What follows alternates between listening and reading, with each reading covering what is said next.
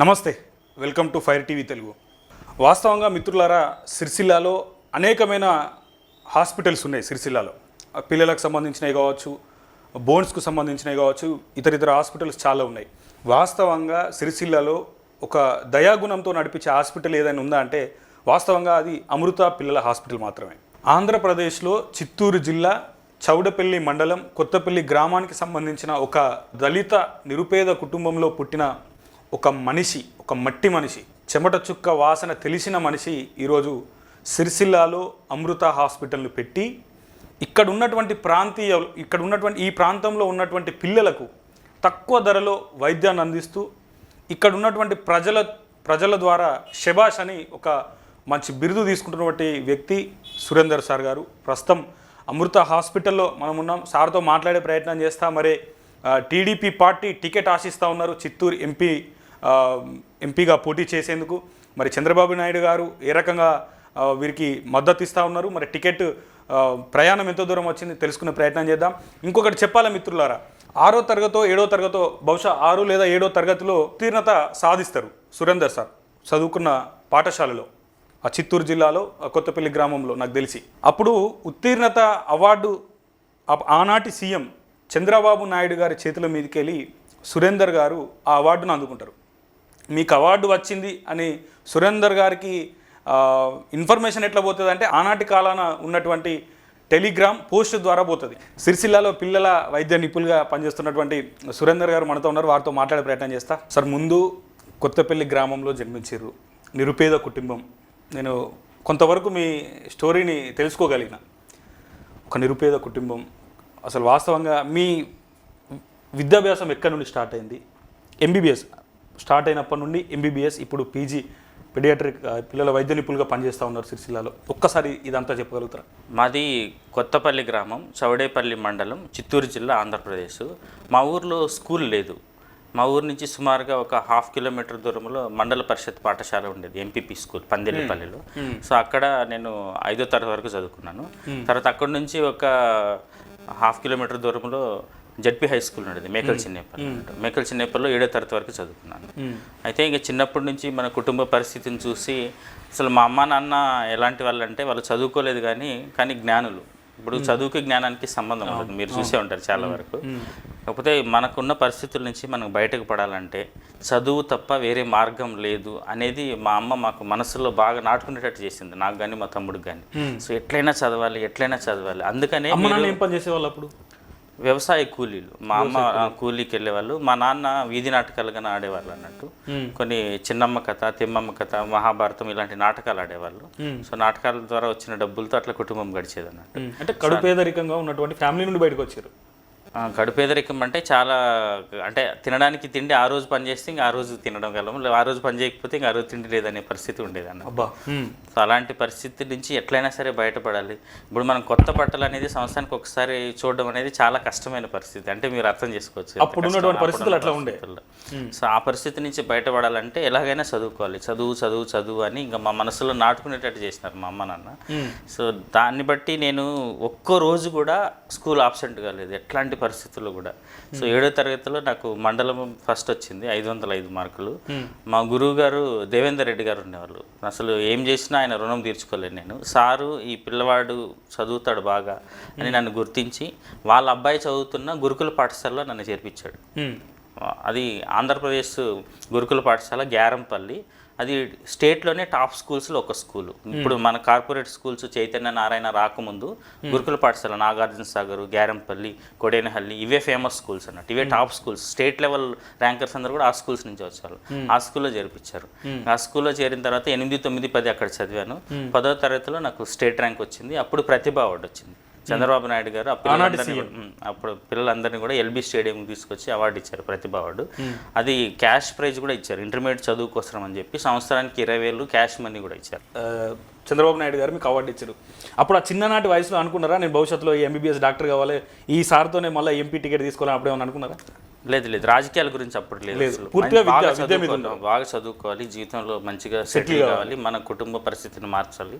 ఇట్లానే ఇప్పుడు మా చుట్టుపక్కల అందరూ కూడా రోజు కూలి చేసుకోవడము, ఇంకొకటి ఏదో ఒకటి మగవాళ్ళు అయితే మద్యానికి బానిస అవ్వడం వల్ల కూడా ఇంకా ఆ కూలి చేసుకున్న మనీ అంతా సగం అట్లా పోయేది, సగం పిల్లలకి అనారోగ్యంతో వీటికి అట్లా గడిపేవాళ్ళు అన్నట్టు.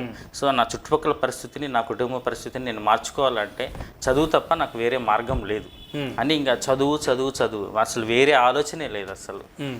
అంటే మీకు తెలియదు, అంటే చాలామంది పిల్లలు ఇప్పుడు సినిమాలు అన్నిటి మీద అవగాహన ఉంటుంది. నేను 10వ తరగతి వరకు సినిమా థియేటర్ అంటే కూడా నాకు తెలియదు.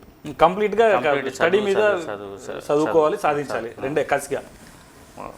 తర్వాత ఇంటర్ ఎక్కడ చేసిరు?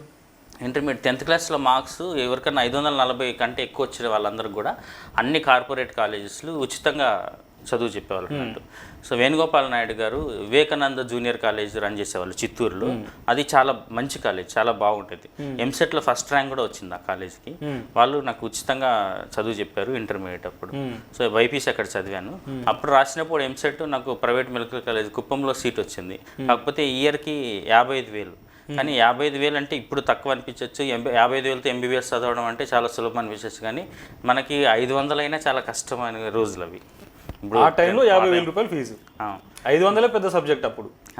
అంటే అప్పుడు అసలు తినడానికి తిండి లేని పరిస్థితిలో 55,000 సంవత్సరం కట్టడం అంటే అది సాధ్యమయ్యే పని కాదు అని చెప్పి నేను లాంగ్ టర్మ్ చదువుకునే ప్రయత్నం చేశాను. అప్పుడు ఇంకా 1 year ఇంటి దగ్గరే ఉండి పని చేసుకున్నాను అన్నట్టు. సో నేను పని చేసుకుంటా ఉంటే. ఎంతమంది సార్ మీ అమ్మ నాన్న పిల్లలు? ఎంతమంది మీరు? నేను మా తమ్ముడు. మీ తమ్ముడు? మా తమ్ముడు. ఓకే. చెల్లెలు ఎవరు లేరు? అక్క చెల్లెలు లేరు. ఇంటి దగ్గర ఏదైనా వ్యవసాయ భూమి ఉండేనా? భూమి లేదు మాకు. భూమి లేదు. ఇప్పుడు మేడంది కూడా కరీంనగర్ దగ్గరే ఏదో గ్రామం అంటున్నారు. ఎక్కడ సార్ మేడంది? ఎక్కడ? ఇక్కడ చొప్పదండి, ధర్మారం. యాక్చువల్గా మేడము చరిత్ర మీరు కన్నా తెలుసుకుంటే అంటే నాకంటే చాలా గొప్పది ఆమె. ఆమె పెరిగిన వాతావరణం, పుట్టిన వాతావరణం చాలా దారుణమైన పరిస్థితి. అలాంటి పరిస్థితుల్లో ఆమె కూడా 10th క్లాస్లో టాప్ వచ్చి వాళ్ళ టీచర్లు కానీ ఎంకరేజ్ చేస్తే ఫ్రీ సీట్ తెచ్చుకొని గాంధీ మెడికల్ కాలేజ్లో ఎంబీబీఎస్ చేసి, తర్వాత ఎంఎస్ వరంగల్లో ఎంఎస్ జనరల్ సర్జరీ చేసి, ఉస్మానియాలో సీనియర్ రెసిడెన్సీ చేసింది జనరల్ సర్జరీ.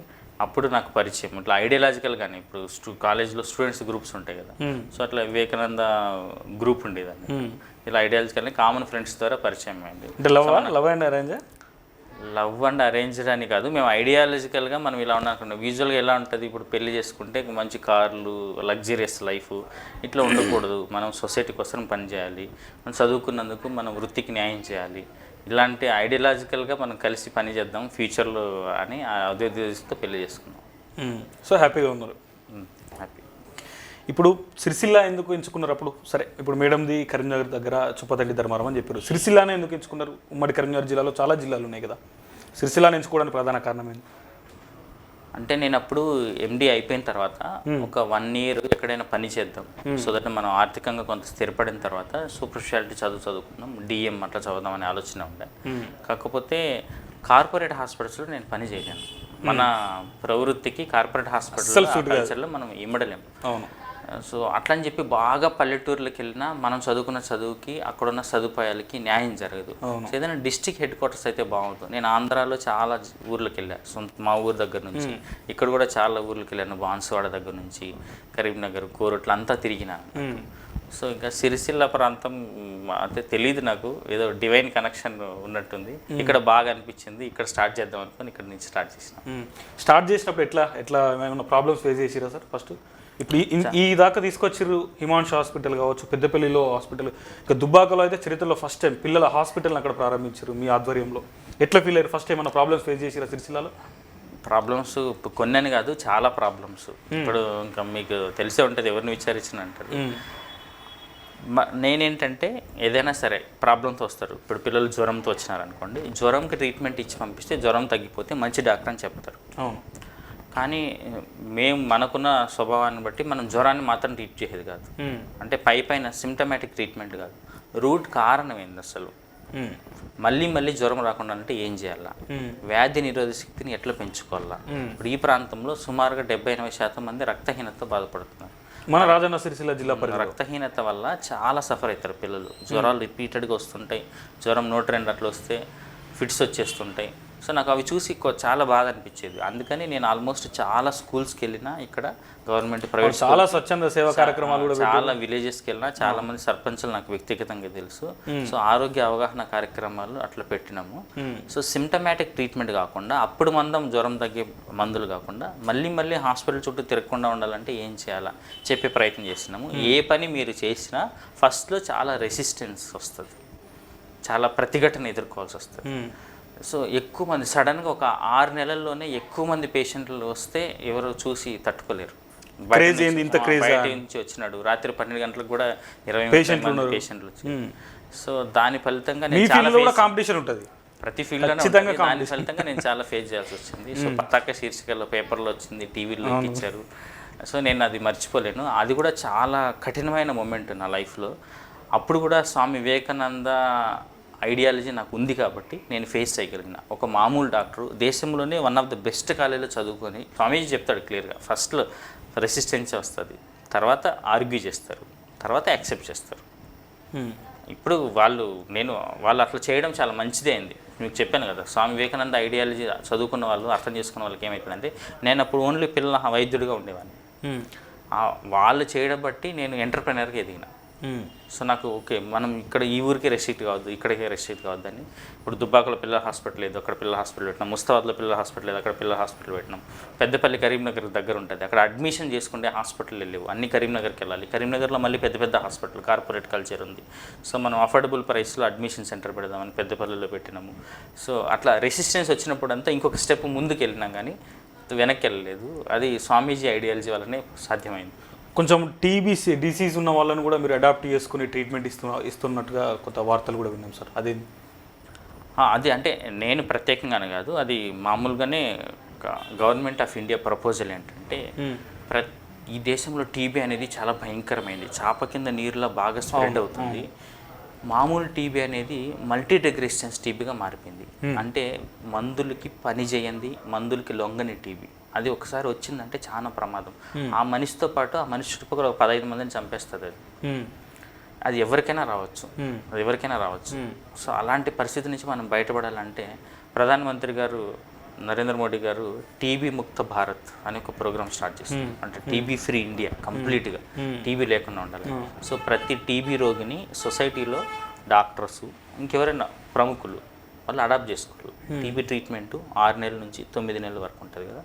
అప్పుడు వాళ్ళకి కావాల్సిన న్యూట్రిషనల్ సపోర్ట్ వాళ్ళ అనే పిలుపు మేరకు రాజన్న సిరిసిల్ల జిల్లాలో ఉన్న ఐఎంఏ డాక్టర్స్ అందరూ కూడా కలిసి నిర్ణయం తీసుకున్నాం. డాక్టర్లు అందరూ కూడా సపోర్ట్ చేసినారు, అందులో నేను కూడా కాంట్రిబ్యూట్ చేశాను. సో మీ హాస్పిటల్ ద్వారా కూడా చాలా వరకు స్వచ్ఛంద సేవా సంస్థలు, అంటే ఇప్పుడు ఉచితంగా వైద్య శిబిరాలు కానీ, మెడికల్ క్యాంపులు మీరు కూడా చాలా చేపట్టారు. ఎక్కడెక్కడ సార్ ఈ రాజన్న సిరిసిల్ల జిల్లాలో ఏ గ్రామాల్లో చేపట్టారు? నిమ్మపల్లిలో చేశాము. ఎట్లా ఉంది పబ్లిక్ నుంచి రెస్పాన్స్ ఎట్లా ఉంది? నేను చెప్తున్నాను కదా, ఇక్కడ ప్రజలకి నేను జీవితాంతం రుణపడి ఉంటా. వాళ్ళు గుండెల్లో పెట్టుకుంటారు, మంచి చేస్తే గుండెల్లో పెట్టుకుంటారు. ఎంతమంది తిట్టేవాళ్ళు ఉంటారు మనల్ని, అంతకంటే 10 రెట్ల ఎక్కువ మన మంచి ఆరాధించే వాళ్ళు కూడా ఉన్నారు. మన గురించి చెడుగా వార్తలు వచ్చినప్పుడు, రూమర్స్ స్ప్రెడ్ అయినప్పుడు చాలామంది ఓపీ ఫీజు డబ్బులు కట్టి వాళ్ళ పిల్లలకి ఏం ప్రాబ్లం లేకపోయినా వచ్చి సార్ మీరు భయపడకండి, బాధపడకండి అని చెప్పడానికి డబ్బులు కట్టి వచ్చిన వాళ్ళు ఉన్నారు. ఇంకా అంతకంటే జీవితంలో ఇంకేం అవసరం లేదని అనిపించింది. అట్లా నేను చాలా ఊర్లలో, ఇప్పుడు అడవిపదిలో చేసినాము, వీర్నపల్లిలో చేసినాము, పదిరిలో చేసినాము, నిమ్మపల్లిలో చేసినాము, కొనరావుపేటలో చేసినాము. ఆల్మోస్ట్ అన్ని మండల్స్లోన నేను కవర్ చేసిన. ఆల్మోస్ట్ 70% స్కూల్స్కి నేను విజిట్ చేసి ఉంటాను. గురుకుల పాఠశాల అన్నింటికి వెళ్ళి ఉంటాను. దుమ్మాల దగ్గర నుంచి అన్ని గురుకుల పాఠశాలకు వెళ్ళాం, వేములవాడ దగ్గర గురుకుల పాఠశాలకు కన్నా. సో ప్రైవేట్ స్కూల్స్కి కూడా వెళ్ళాము. సో ఇంకా ఇండియన్ అకాడమీ ఆఫ్ పీడియాట్రిక్స్, ఇప్పుడు పిల్లల డాక్టర్ల అసోసియేషన్ నుంచి చాలా సేవా కార్యక్రమాలు చేస్తున్నాం, అందరు పిల్లల డాక్టర్లు కలిసి. సో అందులో నేను కూడా భాగస్వామిని.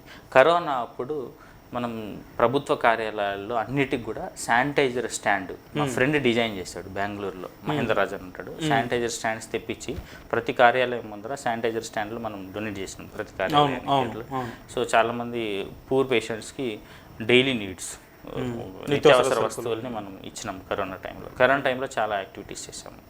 ఎందుకంటే కింది స్థాయి నుంచి పేదరికం అంటే ఏందో దగ్గరుండి చూసిన వాళ్ళుగా ప్రతి దానికి మీరు ఇప్పుడు నరేన్ ఫౌండేషన్ అని నేను 2020లో స్టార్ట్ చేశాను కోవిడ్ అప్పుడే. ఆ ఫౌండేషన్ ఇంకొకసారి ఫౌండేషన్ దగ్గరికి వెళ్ళే కంటే ఒక చిన్న విషయం మాట్లాడాలి మీతో. మొన్న రీసెంట్గా మీకు ఒక చిన్న యాక్సిడెంట్ జరిగింది, అత్యంత ప్రమాదకరమైన యాక్సిడెంట్గా చెప్పుకోవచ్చు, చిన్నదని కూడా కాదు.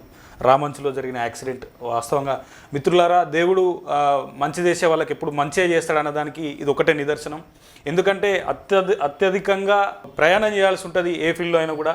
సార్ కూడా ఈ మధ్యలో తనున్న చిత్తూరు జిల్లా, తన సొంత జిల్లా అయిన చిత్తూరు జిల్లాకి ఎంపీ కావడానికి కొంతవరకు ప్రయాణం చేయాల్సి వస్తుంది కావచ్చు. మేబీ హైదరాబాద్ నుండి సిరిసిల్లాకి ప్రయాణం చేసే క్రమంలో రామంచ దగ్గర ఫార్చునర్ వెహికల్ యాక్సిడెంట్ అయింది. వాస్తవంగా ఆ ఫొటోస్ కానీ ఆ విజువల్స్ కానీ చూస్తే చాలా భయానకంగా ఉన్నాయి. భగవంతుని ఆశీస్సుల వల్ల సురేందర్ గారు మళ్ళీ మన ముందుండి ఎప్పటిలాగే ఈ హాస్పిటల్లో కూర్చొని పిల్లలకు వైద్యం అందివ్వగలుగుతూ ఉన్నారు. నరేన్ ఫౌండేషన్ గురించి చెప్పండి సార్, ఒక 2 విషయాలు. అంటే ఇదే ఈ ఫౌండేషన్ యొక్క మెయిన్ ఉద్దేశం ఏంటంటే హెల్త్ ఎడ్యుకేషన్ సెక్టర్లో వర్క్ చేయాలని. ఇప్పుడు నాలాగా ఎవరైతే చదువుకోవడానికి అంటే కష్టపడుతున్నారో వాళ్ళకి మనం చేయూతనివ్వాలని. ఇప్పుడు మీరు సిరిసిల్ల మెడికల్ కాలేజ్ మీరే ప్రారంభించారు? నేనే ప్రారంభించాను, సొంత ట్రస్ట్. ఇప్పుడు సిరిసిల్లలో మెడికల్ కాలేజ్ స్టార్ట్ చేస్తారు. అవును. అందులో సాయి అని ఒక అబ్బాయి, సాయి కిరణ్ అని ఒక అబ్బాయి చదువుతున్నాడు. ఆ అబ్బాయిది మీరు తెలుసుకుంటే చాలా అద్భుతం అనిపిస్తుంది. అంటే అసలు ఎంత అంటే ఆయన ఇంటర్మీడియట్ అయిపోయిన 10 సంవత్సరాల తర్వాత ఎంబీబీఎస్లో జాయిన్ అయ్యాడు. ఈ 10 సంవత్సరాలు అంత గ్యాప్లో పాసిబుల్ అవుతుందా సార్? చదవగలుగుతామా? చదివిండు ఆయన, అంత కష్టపడ్డాడు. ఎందుకంటే ఆయన లక్ష్యం అంత విజన్ పెట్టుకున్నాడు. వాళ్ళ నాన్న పెరాలసిస్ పేషెంట్, వాళ్ళమ్మ పాలకేంద్రంలో పనిచేసేది. ఈయన రోజు బజ్జీలు వేసుకునేవాడు. బజ్జీలు వేసుకుంటా చదువుకొని 10 ఏళ్ళ తర్వాత ఎంబీబీఎస్ సీట్ తెచ్చుకున్నాడు. ఇక్కడే ఉన్నాడు సిరిసిల్ల మెడికల్ కాలేజ్లో. ఆ అబ్బాయికి నెల మనం కొంత స్కాలర్షిప్ ఇస్తున్నాం మన ఫౌండేషన్ నుంచి. ఒక అమ్మాయి ఇక్కడే ఎస్సీ ఐఏఎస్కి బిందుప్రియ అని ఐఏఎస్ కావాలనే లక్ష్యంతో ప్రిపేర్ అవుతుంది హైదరాబాద్లో ఆర్టిస్ట్ క్రాస్ రోడ్స్లో. ఆ అమ్మాయికి హాస్టల్ ఫీజు మనం మంత్లీ చేస్తున్నాం. ఇప్పుడు ఈ ఊరు ఇంకొక అబ్బాయి ఉన్నాడు, ఆయన ఇంజనీరింగ్ కాలేజ్లో చదువుతున్నాడు. ఆ అబ్బాయికి కూడా మంత్లీ స్కాలర్షిప్ ఇస్తున్నాం మనం. సో ఇట్లా మనం కొంతమందికి అంటే ఎవరైతే ఖచ్చితంగా నీడ్ ఉంటుందో వాళ్ళ ఫ్యామిలీ బ్యాక్గ్రౌండ్ కొంతమందికి చెప్పుకోవడానికి కూడా ఇబ్బంది ఉంటుంది, అలాంటి వాళ్ళని గుర్తించి మనం వాళ్ళకి సపోర్ట్ చేస్తున్నాం. అంటే ఇప్పుడు ఏదో నేను ఇంతే స్కూల్ ఫీజే కడతా, కాలేజ్ ఫీజే కడతా ఇట్లా కాదు, నాకు తెలుసు నేను ఏ పరిస్థితి నుంచి వచ్చినాను. ఇప్పుడు వాళ్ళు ప్రయాణ జీవితంలో మీరు ఇప్పుడు అందించే ఈ సహాయాన్ని జీవితంలో వాళ్ళు ఏ స్థాయిలో ఉన్నా, ఎంత పెద్ద స్థాయికి ఎదిగినా కానీ మీరు ఇందాకే మీకు సాయం చేసిన మనిషి పేరు కూడా చెప్పి రుణపడి ఉంటారు జీవితకాలం అని చెప్పేసి అన్నారు. తప్పకుండా వీళ్ళందరూ కూడా మిమ్మల్ని జీవితకాలం గుర్తుపెట్టుకుంటారు, మీకు రుణపడే ఉంటారు వీళ్ళందరూ కూడా నాకు తెలిసి. అదే ఇప్పుడు మంచితనం అనేది ఒక బలం, మంచితనంకి శక్తి ఉంటుంది, అది కాపాడుతుంది. ఇప్పుడు నేను అదే అనుకున్నాను. ఇప్పుడు ఇక మన దగ్గరకు వచ్చే చిన్నపిల్లలు వాళ్ళు దేవుడితో సమానం, వాళ్ళకి కల్మషం ఉండదు. చిన్నపిల్లలకి వేరే నెగిటివ్ ఎమోషన్ ఉండదు, చెడు నాది నీది అనేది వాళ్ళే భగవంతుడు.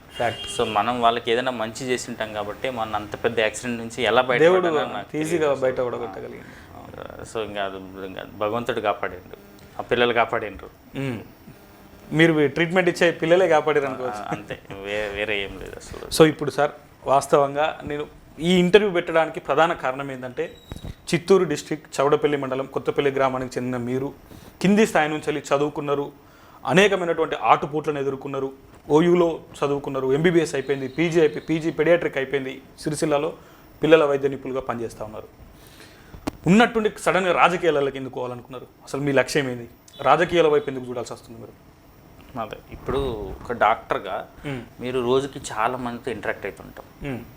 సో నేను చూస్తున్న సమస్య ఓన్లీ ఒక కొన మాత్రమే, దాని మూలం వేరే ఉంది. ఇప్పుడు ఒక ఆమెకి చాలా వాళ్ళ పిల్లోడికి ఏదైనా ఆపరేషన్ కావాలి, మనం ఆపరేషన్ చేస్తే అక్కడితో అయిపోతలేదు సమస్య. అసలు వాళ్ళకి అనారోగ్యం రావడానికి గల కారణం ఏంటి, రూట్ ఏంది? ఈ రూట్ గురించి చాలా మంది రాజకీయ నాయకులు ఆలోచిస్తారేమో అనిపిస్తుంది నాకు. ప్రతిదీ కూడా ఈ జీవితం అంటే ఈ దేశంలో కానీ ఎక్కడైనా కానీ రాజకీయ నాయకులే డిసైడ్ చేస్తారు ఏదైనా కానీ, ఎందుకంటే పాలసీ మేకర్స్ వాళ్ళు. ఇప్పుడు మనం పీల్చుకునే గాలి, నడిచే భూమి, తాగే నీళ్లు, వీటి క్వాలిటీ అంతా కూడా రాజకీయ నాయకుల చేతుల్లోనే ఉంది. రాజకీయాలు అంటే బురద పట్టినవి, చెత్త, మంచిది కాదు, చెడు అని అందరూ అనుకుంటాం. కానీ ఆ రాజకీయ నాయకుడు ఏం రూల్ పెడితే అది ఎంత పెద్ద డాక్టర్ అయినా, ఎంత పెద్ద ఐఏఎస్లైనా, ఐపీఎస్ అయినా పాటించాలి. ఎంత పెద్ద వాళ్ళైనా, ఎంత పెద్ద ధనికుడైనా, ఎంత పేదవాడైనా రాజకీయ నాయకుడు ఏం రూల్ పెడితే అది నడుస్తుంది, అంతే కదా. మరి ఆ రాజకీయాలు సరిగ్గా లేకపోతే ఈ దేశం వ్యవస్థ మొత్తం కుప్పగొలిపోతుంది. దేశం వ్యవస్థ నాశనం అవుతుంది. సరే, భావి తరాలు నాశనం అయిపోయే పరిస్థితి ఉంది. వాళ్ళకి ఏ మెసేజ్ ఇవ్వాలి? ఈ భావి తరాలంతా కూడా సఫర్ అవుతున్నాయి. జ్ఞానం ఉండాలి, ఆరోగ్యం ఉండాలి. అసలు ఈ లైన్స్లో మనం వర్కౌట్ చేస్తలేము. అప్పుడు అవసరాలను తీర్చి జనారంజకంగా పథకాలు పెట్టి అప్పుడు టైం గడుపుకోవడం కోసం రాజకీయ నాయకులందరూ ప్రయత్నం చేస్తున్నారు. దానివల్ల పిల్లలు ఆరోగ్యంగా కూడా సఫర్ అవుతున్నారు, చదువు సఫర్ అవుతుంది. ఇప్పుడు డిగ్రీలు, పెద్ద పెద్ద డిగ్రీలు ఉంటున్నాయి, కొన్ని క్వాలిటీ లేదు. హాస్పిటల్ నెంబర్ బాగా పెరుగుతుంది, ఆరోగ్యం లేదు. అవును, ఇది మాత్రం వాస్తవం సార్. అనేకమైన హాస్పిటల్స్ ఉంటాయి, కానీ క్వాలిటీ అయిన వైద్యం మాత్రం అంతలేదు. అవును. సో రూట్ కాజ్ని పట్టుకుంటేనే స్వామి చెప్తాడు వివేకానంద, బ్రాంచ్ మాడిఫికేషన్ కాదు, రూట్ మాడిఫికేషన్ జరగాలి. మూలాల నుంచి మారాలి ఖచ్చితంగా. ఆ మార్పు తీసుకురావాలంటే అది రాజకీయంగా ప్రభుత్వంలో ఉంటేనే మనం సాధ్యమవుతుంది. మనం స్వచ్ఛంద సేవా కార్యక్రమాలు చేయడం ద్వారా చాలా కొంత మార్పు మాత్రమే తీసుకురాగలము. సో ప్రభుత్వంలో మనం భాగస్వాములు అయితే ఒక దేశానికి ఒక దిశానిర్దేశం చేసే వాళ్ళం అవుతాం, భావితరాలకు మంచి చేసిన వాళ్ళు అవుతాం. యూజువల్గా రాజకీయ నాయకులు అంటే బాగా డబ్బులున్న వాళ్ళు, లేదంటే రిటైర్మెంట్ అయిన తర్వాత చాలామంది రాజకీయాల్లోకి వస్తారు, ఐఏఎస్లు ఐపీఎస్. కానీ ఆ వయసులో ఎనర్జీ లేనప్పుడు, శక్తి లేనప్పుడు, వయసు అయిపోయినప్పుడు నెక్స్ట్ తరానికి ఏం దిశానిర్దేశం చేస్తాం? ఇప్పుడు జీవితంలో యుద్ధం చేయమని చెప్పిన భగవద్గీతని చనిపోయినప్పుడు ప్లే చేసినట్టు ఉంటుంది. అది 60 ఏళ్ళు 70 ఏళ్ళప్పుడు రాజకీయాలు చేయడం అంటే, సో జీవితంలో యుద్ధం చేయడానికి, కార్యాన్వికం చేయడానికి, అర్జునుని కార్యాన్వికం చేయడానికి చెప్పిన భగవద్గీతని చనిపోయినప్పుడు ప్లే చేసినట్టు ఉంటుంది. సో అందుకని ఇప్పుడు శక్తి ఉన్నప్పుడు మన జ్ఞానాన్ని నెక్స్ట్ తరాల వారికి అందించాలి, ఉపయోగపడేటట్టు ఉపయోగించాలి. మంచి చేయాలనుకుంటే, ఒక దిశానిర్దేశం చేయాలనుకుంటే ఇదే కరెక్ట్ టైం అని అనిపించింది నాకు. సో రాజకీయాల ద్వారా దేశాన్ని మొత్తానికి మనం మార్పు చేయొచ్చు. ఇప్పుడు మనం 2047కి భారతదేశానికి స్వాతంత్రం వచ్చి 100 సంవత్సరాలు అవుతుంది, అమృత కాలంలో ఉన్నామని చెప్తున్నాం. కానీ ఇప్పుడు కూడా చాలా ల్యాక్యునస్ ఉన్నాయి సిస్టంలో. వాటిని అన్నింటినీ కూడా ఎవరైతే బాగా కష్టాలు అనుభవించి వచ్చిన వారో, ఎవరికైతే అవగాహన ఉందో అన్నిటి మీద, వాళ్ళు మాత్రమే సరిచేయగలరు. సో బాగా డబ్బులు ఉందని రాజకీయాలు చేసేవాళ్ళు, లేకపోతే రిటైర్మెంట్ ఏజ్లో రాజకీయాలు చేసే వాళ్ళతో సాధ్యం కాదు అని నేను నమ్ముతున్నా. అందుకనే మన కష్టాలు ఏంటో తెలుసు, మనకి అవగాహన ఉంది సమస్యల మీద. సో మనం నెక్స్ట్ తరానికి ఒక దిశానిర్దేశం చేయొచ్చు, ఒక మార్గదర్శిలాగా ఉండొచ్చు, వాళ్ళ జీవితాల్లో మార్పు తీసుకురావచ్చు, దేశాన్ని పునర్నిర్మాణం చేయొచ్చు, ఈ దేశాన్ని మళ్ళీ జగద్గురువుగా నిలిచిపెట్టచ్చు. అందులో నేను కూడా భాగస్వాముడు అవ్వాలనే ఉద్దేశంతో రాజకీయాలకు రావాలని అనుకున్నాను. సో మీరు వచ్చింది కూడా టీడీపీ ఇన్ఫ్లుయెన్స్ నుండే, టీడీపీ పార్టీ నుండి టికెట్ ఆశిస్తున్నట్టుగా కొంత సమాచారం ఉంది. మరి వైఎస్ఆర్సీపీని ఎందుకు చూడలేదు? టీడీపీలో కూడా వాస్తవంగా వాళ్ళు ప్రకటించిన ఎమ్మెల్యే అభ్యర్థుల లిస్టులలో కూడా లోతుగా చూస్తే చాలామంది ఎడ్యుకేటెడ్, ఒక ఐఏఎస్ అధికారి కూడా ఉన్నాడు, చాలామంది మీలాంటి డాక్టర్స్, వెల్ ఎడ్యుకేటెడ్ పీపుల్స్కే ఎమ్మెల్యే టికెట్లు ఇస్తూ ఉన్నారు టీడీపీలో. మరి ఎట్లా ఉంది స్పందన, ఏ రకంగా లభిస్తుంది పార్టీ నుండి? అంటే మీరు తప్పుగా ఎవరు అనుకోకండి, నేను కొన్ని వాస్తవాలు మాట్లాడదలుచుకున్నాను. సౌత్ ఇండియాకి నార్త్ ఇండియాకి పాలిటిక్స్ డిఫరెంట్ ఉన్నాయి. అవును, రాజకీయ చైతన్యంలో నార్త్ ఇండియన్స్ కొంచెం సౌత్ ఇండియన్స్ కంటే బెటర్ ఉంటారు. సౌత్ ఇండియాలో అన్నీ కూడా కుటుంబ పార్టీల మీద ఆధారం. ఒక వ్యక్తి పూజ, ఒక వ్యక్తి ఏ పార్టీ తీసుకున్నా మీరు వ్యక్తి పూజకి చేయాలి, ఆ కుటుంబ పార్టీల్లోనే ఇమ్మడాల్సి వస్తుంది మిగిలిన వాళ్ళందరూ. యూజువల్గా ఎస్సీ ఎస్టీ ఎమ్మెల్యేస్ అందరూ కూడా చాలా వరకు మోర్ దెన్ 50% రబ్బర్ స్టాంపుల్లాగా ఉండే పరిస్థితిలో ఉంటుంది. మనం అంటే ఇప్పుడున్న పరిస్థితుల్లో మనం పూర్తిగా మార్పు తీసుకురావాలంటే ఓటర్కి, సాధారణ పౌరుడికి అవగాహన ఉండాలి. ఆ ఓటు హక్కు ఏంటి, దానివల్ల మనం మన జీవితం ఎలా మారుతుంది, ఏం మార్చచ్చు. ఆ రాజకీయ చైతన్యం అనేది కొంచెం తక్కువ ఉంది ఆంధ్రప్రదేశ్లో. తెలంగాణ ప్రజలు ఆంధ్రప్రదేశ్ కంటే కూడా చాలా బెటర్ ఆ విషయంలో. సో ఆంధ్రప్రదేశ్లో కులం అనేది చాలా మేజర్ ఫ్యాక్టర్ ఉంటుంది ఆంధ్రప్రదేశ్లో. తెలంగాణ కంటే ఎక్కువ ఉంటుంది సార్, తెలంగాణ కంటే కూడా చాలా ఎక్కువ. సో 2 కులాల మధ్యలో ఆధిపత్య పోరే నడుస్తుంది అన్నట్టు. అందులో మనం ఇమిడే ప్రయత్నం చేయాలా. ఐడియల్గా అంటే లేవు. సౌత్ ఇండియాలో ఐడియల్గా పార్టీస్ లేవు, కుటుంబ పార్టీలే ఉన్నాయి. సో వాళ్ళకి మనం లాయల్గా ఉంటేనే పని చేసే పరిస్థితి ఉంది. ఇది వాస్తవం.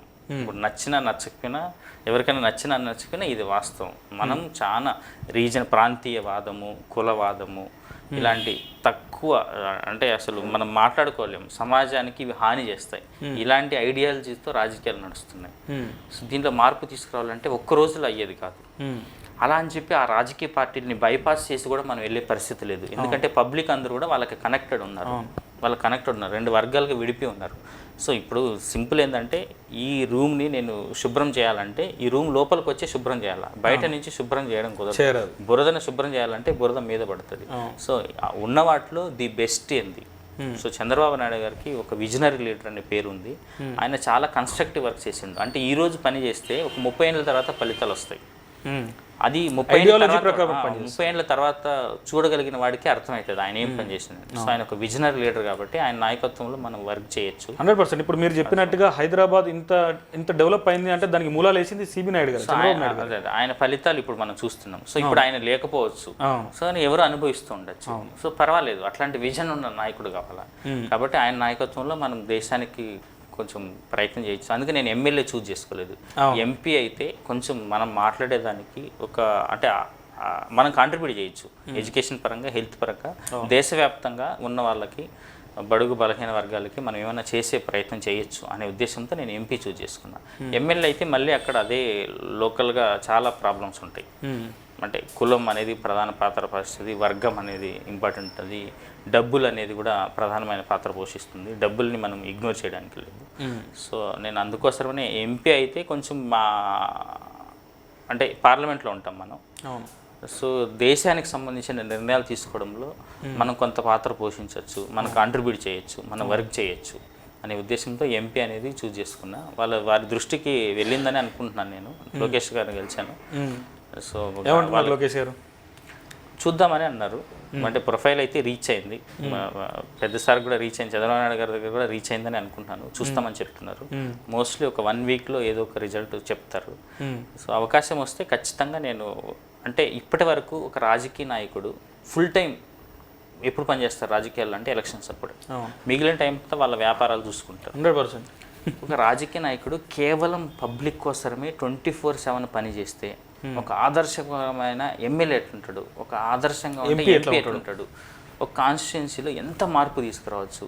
ఇది దేశానికి కాదు, ప్రపంచానికి ఆదర్శంగా ఒక పొలిటీషియన్ పనిచేస్తే ఎలా ఉంటుందో చూపించాలనేది నాకు ఒక కళ, నా డ్రీమ్, నా కోరిక ఏంటంటే ఫుల్ టైం. ఇప్పుడు మాకేం పని ఇచ్చినా నేను 24 గంటలు పనిచేస్తాను. నేను డాక్టర్ అనుకోండి 24 గంటలు పనిచేస్తాను.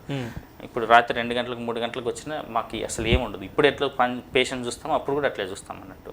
సో రాజకీయాలు కూడా మేము 24 గంటలు పబ్లిక్ కోసం, పబ్లిక్ సర్వెంట్ లాగా పనిచేస్తే ఎలా ఉంటుందో, ఎంత మార్పు జరుగుతుందో. ఆ మార్పు అంటే ఇప్పుడు మన నియోజకవర్గానికి పక్కనున్న నియోజకవర్గానికి 100% కాదు 1000% డిఫరెన్స్ మనం చూపించవచ్చు.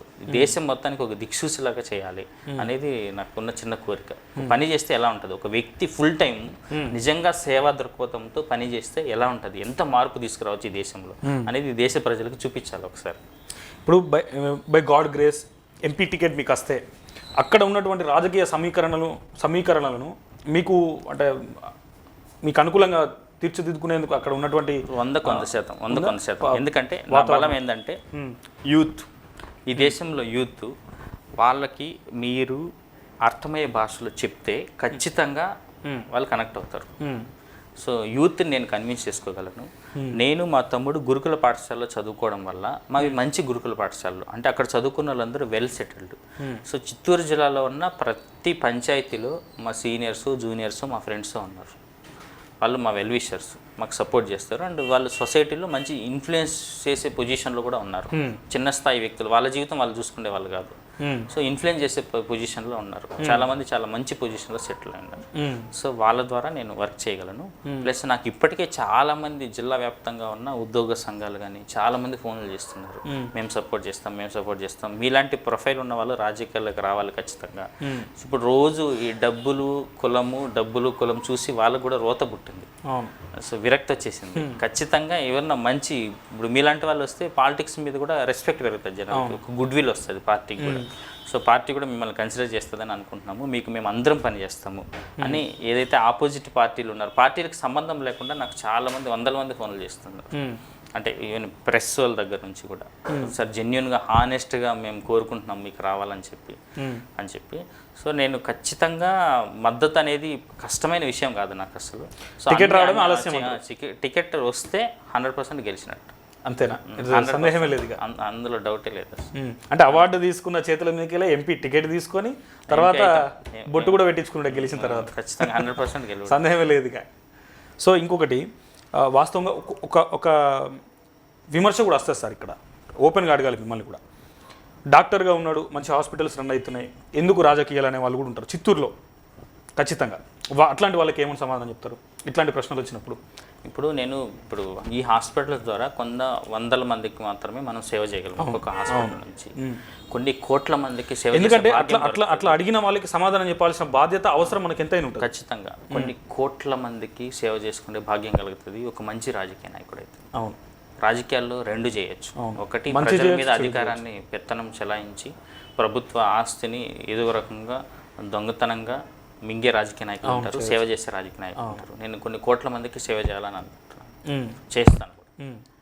అంతే తప్ప ఈ రాజకీయాలలో పెద్ద లేదు, నాకు వ్యక్తిగతంగా పదవి రావాలని అట్లా ఆశ మాత్రం లేదు.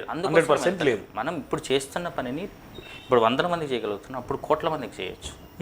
ఇంకోటి సార్, మీ గురించి ఒక మంచి గ్రేట్ న్యూస్ నడుస్తూ ఉంటుంది బయట. మీ దగ్గరికి వచ్చే ఇప్పుడు ఇదే కాంపౌండర్స్ ఉంటారు కదా సార్, ఈ కాంపౌండర్లను కూడా చదివిపిస్తారు, వాళ్ళకు కూడా ఉద్యోగాలు వచ్చేదాకా వాళ్ళను ఎంకరేజ్ చేస్తారని కూడా ఒక మ్యాటర్ విన్నాం బయట. దాని గురించి ఒక 2 విషయాలు చెప్పాను సార్. అదే అంటే ఏంటంటే ఇప్పుడు మనకు చాలామంది హాస్పిటల్స్లో పనిచేసే పిల్లలందరూ కూడా అంటే వాస్తవంగా సార్ ఒక ఉద్యోగం కోసం వచ్చిన వాళ్ళను లేబర్ లాగా చూసే ఈ రోజులలో వాళ్ళ మంచి కోరుతున్నారంటే నిజంగా గ్రేట్ సార్ మీరు. అంటే అది బేసికల్గా ఏంటంటే ఇప్పుడు మీకు ఫిలాసఫీ కాదు, ఇది వాస్తవం కూడా.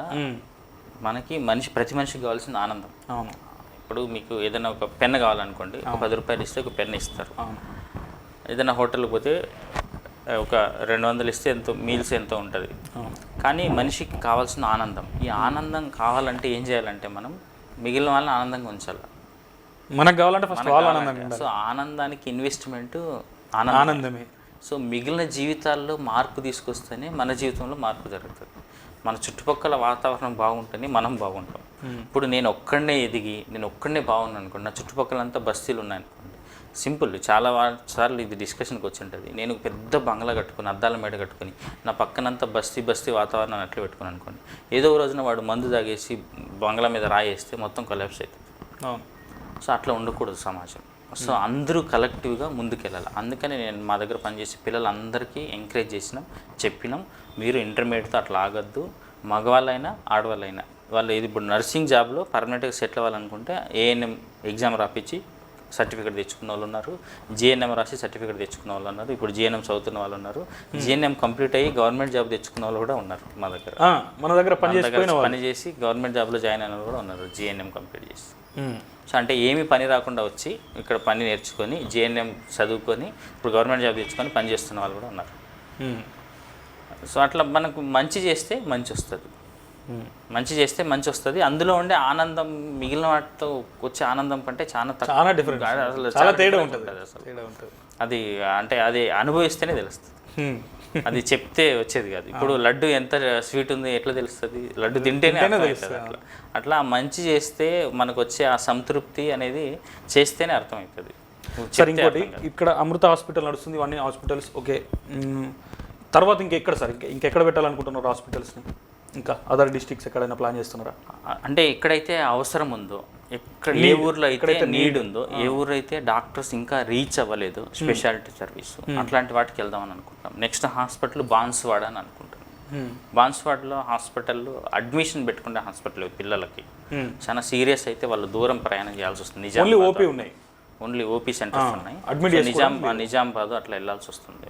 సో అందుకోసమని నెక్స్ట్ బాన్స్వాడ అనుకుంటున్నాం. ఎక్కడైనా కానీ ఈ 2 రాష్ట్రాల్లో ఎక్కడైతే డాక్టర్స్ లేని ఊర్లు ఉన్నాయో అలాంటి ఊర్లలో వెళ్ళి స్పెషాలిటీ వైద్యుల్ని తీసుకెళ్ళి సర్వీస్ ఇచ్చే ప్రయత్నం చేద్దాం అనేది. సో వీటన్నిటిని కలిపి జయవారాహి గ్రూప్ అని పేరు పెట్టుకున్నాం. జయవారాహి గ్రూప్ అంటే ఈ టీమ్, ఈ హాస్పిటల్స్ నడిపించే టీంకి జయవారాహి హాస్పిటల్స్. అంటే హాస్పిటల్స్ పేర్స్ నేమ్స్ ఇండివిజువల్గా ఉంటాయి. ఇది అండర్ జయవారాహి గ్రూప్ కింద హాస్పిటల్స్ అన్ని హాస్పిటల్స్లో డాక్టర్స్ని పెట్టారా సార్? అన్ని హాస్పిటల్ క్వాలిఫైడ్ డాక్టర్స్, అది కూడా మామూలు వైద్యులు కాదు, వాళ్ళు పెద్ద పెద్ద కాలేజీలో, దేశంలో బెస్ట్ కాలేజీలో చదువుకొని వచ్చిన డాక్టర్స్ పనిచేస్తున్నారు. అన్ని హాస్పిటల్స్ ఇప్పుడు సిరిసిల్లలో 3 పిల్లల డాక్టర్లు ఒకే హాస్పిటల్లో పనిచేసే హాస్పిటల్ ఈవెన్ కరీంనగర్లో కూడా లేదు, మన దగ్గర ఉంది హిమాంశులో. 3 పిల్లల డాక్టర్లు 24 hours పనిచేస్తారు. సో క్వాలిటీ వైజ్ మనం ఎక్కడ కాంప్రమైజ్ కావద్దు. మధ్య తరగతి వాళ్ళకు అఫోర్డబుల్ ప్రైస్లో బెస్ట్ క్వాలిటీ కేర్ ఇవ్వాలి అనేది మన టార్గెట్. సో సిరిసిల్ల ప్రజలకి అటు చిత్తూరు ప్రజలకి ఇద్దరికి ఏం చెప్పదలుచుకున్నారు ఫైనల్గా? సిరిసిల్ల చుట్టుపక్కల ప్రజలకి నా విన్నపం ఒక్కటే, పిల్లలు చాలామంది రక్తహీనతతో బాధపడుతున్నారు. రక్తహీనత ఉంటే పిల్లలకి కోపం ఉంటుంది, మంకు ఉంటుంది, చిరాకు ఉంటుంది, ఏడుపు ఉంటుంది, దుఃఖం ఉంటుంది, జ్వరం ఎక్కువ వచ్చినప్పుడు ఫిట్స్ వస్తుంటాయి, ఊపిరి బిగబడుతుంటారు, ఎదుగుదల సరిగ్గా ఉండదు, స్కూల్ పెర్ఫార్మెన్స్ సరిగ్గా ఉండదు. సో మీరు పోషకాహార పదార్థాన్ని ఇచ్చే ప్రయత్నం చేయండి. ఒక్కటే మాటలో చెప్తున్నాను, ఇంట్లో అమ్మ తయారు చేసి పెట్టిన వస్తువులు ఇస్తే ఆరోగ్యంగా ఉంటారు. అంగట్లో కొనుక్కొని తింటే అనారోగ్యం పాలవుతారు. సో బయట వస్తువుల్ని అవాయిడ్ చేయండి. టీ, కాఫీలు, మిల్క్, చాక్లెట్, బిస్కెట్, ఐస్ క్రీములు, కురుకురేలు, లేసు, బింగోలు, Horlicks, Boost, noodles, chips, Gems, ఫోన్లు, టీవీలు ఇవన్నీ పిల్లలకి దూరంగా ఉంచండి. సో అమ్మ తయారు చేసి పెట్టాలి ఇంట్లో ప్రతిదీ కూడా. ఆకుకూరలు, కాయగూరలు, పండ్లు ఇవి ఇచ్చే ప్రయత్నం చేయండి. సో పిల్లల ఆరోగ్యం కాపాడుకుంటే వాళ్ళు బాగా చదువుకుంటారు, ఇంక మన జీవితాలు మంచిగా ఉంటాయి. ఇప్పుడు స్వామి వివేకానంద మనకి ఒక్కటే చెప్పారు, మనకున్న దేవీ దేవతలు 33,000 కోట్ల మంది ప్లస్ ఫారిన్ నుంచి వచ్చిన దేవీ దేవతలు, వీళ్ళందరూ మనకి ఇప్పుడు అవసరం లేదు. మనకి ఉన్న ఒక్క దేవత భారతమాత. 200 సంవత్సరాలు ఈ దేవీ దేవతల పూజలు ఇవన్నీ పక్కన పెట్టండి, భారతమాతని పూజ చేయండి. భారతమాత పూజ చేయడం అంటే 3 విషయాలు. ఒకటి, రోగి దేవోభవ, పేషెంట్ అనేవాడు మనకు భగవంతుడితో సమానం. దరిద్ర దేవోభవ, పేదవాడు మనకు భగవంతుడితో సమానం. ఆ పేదవాడికి ఏం అవసరం ఉందో దాన్ని చేయాలి మనం. మూర్ఖ దేవోభవ అంటే విద్య లేనివాడు మనకి భగవంతుడితో సమానం. సో విద్య, వైద్యము ఈ రంగాలలో మాత్రమే మనం పనిచేస్తే భారతదేశం మళ్ళీ జగద్గురు స్థానానికి పోతుంది, సూపర్ పవర్ అవుతుంది అని స్వామీజీ ఇచ్చిన సందేశం. సో అదే ఉద్దేశంతో మేము పనిచేస్తున్నాం. సో రోగులకి, చదువుకోవడానికి కష్టపడే వాళ్ళకి సహాయం చేసే ప్రయత్నం చేస్తాం స్వామీజీ సందేశం మేర. సారు ఉన్ని లేకపోయినా ఇంట్లో అన్నము స్కూల్కి పోయేది, మేము రోజు పనికి పోతా ఉన్నాం. అయినా కూడా తిండికి ఉండేలే మాకు. పావద్ది రోజు ఆపే స్కూల్ అంటే వద్దమ్మా నేను అట్లా పోయి చదువుకుంటా లేని ఫస్ట్ కూడా పోయి ఆయన చదివి ఉన్నాడు 7వ క్లాస్ వరకు. 7వ క్లాస్లో ఇది జ్ఞానంపల్లి సీట్ వచ్చింది. మళ్ళీ తీసుకొని వెళ్ళిండాం నేను వాళ్ళ నాయనే. తీసుకొని పోతే అక్కడ డొనేషన్ కట్టలేదని ఒకసారి తీసుకొని వెళ్ళిపోండి, డబ్బులు కట్టలేదని అన్నారు. మళ్ళీ ఎట్లా చేద్దాం నాయన అంటే నేను వాళ్ళ నాయన నేను రానమ్మా, గేటు దగ్గర ఆగుతా కానీ నేను ఇంటికి రానని అన్నాడు. మళ్ళీ వచ్చి ఇంటికి నేను వాళ్ళ నాయన అన్న డబ్బులు తీసుకొని 700 ఇచ్చి పంపిస్తే దాన్ని కట్టి ఆయన అక్కడే చదివి ఉన్నాడు గారంపల్లిలో. డబ్బులు లేకపోయినా కూడా నన్ను ఇబ్బంది పెట్టినలా, నాకు లేదమ్మా నేను అడిగినా కూడా నాకు ఉందమ్మా అని అన్నాడు.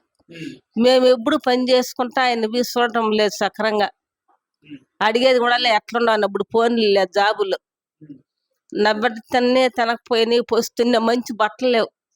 హై స్కూల్లో చూస్తే అనాదిగా సురేంద్ర బాబునే కనిపించేది, అది మంచి క్లాస్ స్కూల్ గారంపల్లి స్కూల్ అంటే. ఈ సురేంద్ర బాబుని చూస్తే అనాది అట్లా కనిపించుంటాడు. నేను అప్పుడప్పుడు పోయేది, అయినా వాళ్ళ నాయన్ని పంపించే వాళ్ళ నాయన పోయిన పాడు మధ్యలో ఆగిపోతాడు. వాళ్ళ నాయనకి కొంచెం మందు అలవాటు ఉంటుంది. నేను పనికి డబ్బులు ఇస్తే ఆయన మందు తాగేసేది, మధ్యలోనే ఆగిపోయేది. అట్లా కొన్ని రోజులు మంచిగా చదివి ఉన్నాడు 10వ క్లాస్ వరకు, ఫస్ట్ వచ్చినాడు గారంపల్లి స్కూల్లో. మళ్ళీ వచ్చి చిత్తూరు వివేకానందలో చేర్పించున్నాం సార్ని. మళ్ళీ మేము ఇట్లే ఆకుల కూర కొనగంటాకు ఆకుంటుంది, అది అన్నానికి లేదు మాకు. ఆ ఆకు కోసుకుంటా ఉన్నాం నేను వాళ్ళ నాయన, సార్ వాళ్ళ నాయన సిరిలో. మళ్ళీ ఎవరో చదువుకున్న ఆయన మీలాంటి ఆయన అమ్మో మీ కొడుకు పేపర్కి వచ్చిన్నాడు, హైదరాబాద్కి పిలిచిపోయినాడు చంద్రబాబు నాయుడు, మీకు తెలదా అని అన్నాడు. మాకు తెలదు, సార్ పోయిండేది. మాకు భయం అయిపోయి వాళ్ళ నాయన పరిగెత్తున్నాడు చిత్తూరుకి. ప్రిన్సిపాల్ సార్ని అడిగేకి మా కొడుకు ఎక్కడ విన్నాడు ఏమైనాడు లేడంటే అని. మేము ఆకు విండా ఒక బేసిన ఎత్తుకున్నాం, దాన్ని కూడా వదిలేసిందా నేను భయపడిపి చెరులో. ఆ యాగ తెచ్చి తింటే ఉంది, అన్నానికి లేకుంటే మాకు లేదు. ఆ యాకు విండాం బియ్యం లేక, ఇంట్లో రైస్ లేక. మళ్ళీ పోయి అడిగితే సార్ అయ్యో ఏం లేదు, మీ కొడుకుని చంద్రబాబు నాయుడు మనుషులు పంపించి హైదరాబాద్కి అవార్డు ఇచ్చేకి అని చెప్పినారు. అంతవరకు మేము అన్నం తినలా, నేను వాళ్ళ నాయన బిడ్డ రాలేదు, మాకు తెలదు కదా. మళ్ళీ ఆయన అవార్డు ఇచ్చిన్నాడు, మళ్ళీ తెచ్చి నాకే ఫస్ట్ నాకు వాళ్ళ నాయనకి ఇచ్చిన్నాడు. మళ్ళీ డబ్బులు వచ్చి పీలేరు బ్యాంకుకి 20,000 వేస్తా బాబు, ఇది బంగారం కాదు, ఇది ఊరికే గోల్డ్ ఇస్తా ఉండా అని ఆయన్ని ఫస్ట్ పిలిచి తేజ్పైకి చంద్రబాబు నాయుడు ఆయనకి ట్యాగ్ చెప్పి నువ్వు ఎంత బాగా చదివి ఉన్నావు, మంచిగా చదివి ఉన్నావు అని పంపిస్తున్నాడు. మళ్ళీ ఇంకా హైదరాబాద్ లో చేర్పించల్ల ఉస్మానియాకి. అప్పుడు మాకు డబ్బులు లేదు. డబ్బులు లేకపోతే ఇంకా ఎవరు ఇచ్చిన అంటే వెంకటరామరాజు ప్రతిప్రద వాళ్ళ డాడీ ఉన్నాడు అక్కడ మా ఊరి దగ్గర. ఆయన కోసం తిరిగితే ఆయన ఇచ్చిన్నాడు 50,000 ఇచ్చి మంచి కాస్ట్లీ బట్టలు కొని 50,000 ఇచ్చి, అబ్బుట్లో మాకు అది కోటితో సమానం. ఆ 50,000 సార్ అవును అవును పని మేము చేయలే కదా, ఆయన పెరిగిండే పాపం. మళ్ళీ సార్ దగ్గర తీసుకోలే, బట్టలు కొని ఇచ్చిన్నాడు, మంచి కాస్ట్లీ బట్టలు 50,000 ఇచ్చి ఉస్మానియాకి. ఆయన లేకపోతే సార్ ఇప్పుడు ఎంత పేరు కాదు వెంకటరామరాజు. అవును మాకు అబ్బుట్లో ఆ డబ్బులు లేదు, అంత లేదు మాకు పొలాలే. మేము ఎప్పుడు పని చేసుకునే వాళ్ళు, మీలాంటి వాళ్ళు అంతా ఎమ్మేంది పిచ్చిదనే వాళ్ళు. నన్ను అట్లా మంచి బట్టలులే, మంచి తిండిలే, నాగరికతలు ఎప్పుడు పని పని అట్లా. మళ్ళీ ఇంకా చిన్న నరేష్ బాబుని కూడా ఆయనే చదివిస్తున్నాడు. మేము 6 వరకు చదివిస్తున్నాం పాపము ఈ కుప్పంలో. ఈ సారన్న మంచి స్కూల్లో చదివినాడు, గారంపల్లి స్కూల్ అంటే అప్పుడు గ్రేడ్ మంచి మంచి గొప్ప వాళ్ళు చదివేది, అది మంచి సౌకర్యాలు. మాకు అంత లేదు అబ్బుట్లు. ఎట్లా అబ్బుట్లు మేము డబ్బులు రెడీ చేసి చేర్పించున్నాం. వదలని అడిగిన నన్ను, నేను గారంపల్లి చదవాలి ఏం చెప్తావంటే సరే అనండా, నేను ఒకే అయినండా, నేను కాదనలా, నేను పని చేస్తాయని. అప్పుడు రోజు పని, చాలా పని. ఆయన నేను వండుకొని ఏమైనా అంటే ఎందుకు నేను ఎంబీబీఎస్ చేసేది, డాక్టర్ కోర్సు ఎక్కువ డబ్బులు అవుతుంది అంటే, నీ గురించి చేస్తా, నీ బాధలు నేను తీర్చేయాలనుకోండి అమ్మా,